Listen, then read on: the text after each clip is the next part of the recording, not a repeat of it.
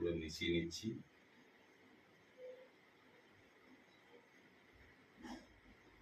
ভালো করে এটাকে মিক্স করে নিতে হবে। একটু নুন দিতে হবে এতে, সর্ষে ফসে সবসময় একটু নুন দিয়ে দেবেন।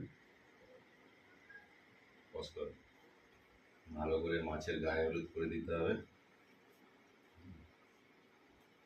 সুন্দর করে একদম।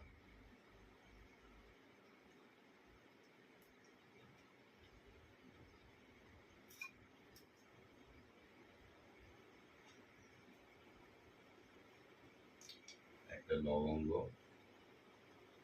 একটা এলাচ, ছোট এলাচ, একটা দারচিনি, একটা কাঁচা লঙ্কা সুন্দর করে দিয়ে তেল দিয়ে দিলাম। এবার আমি এটাকে মাখবো।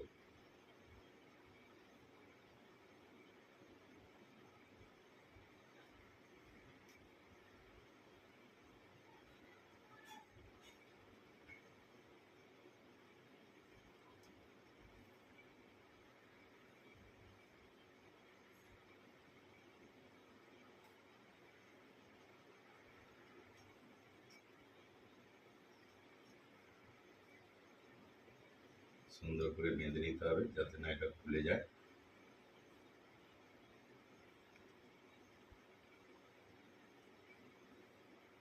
কাঁচি দিয়ে টুকুস করে একটু কেটে নিতে হবে।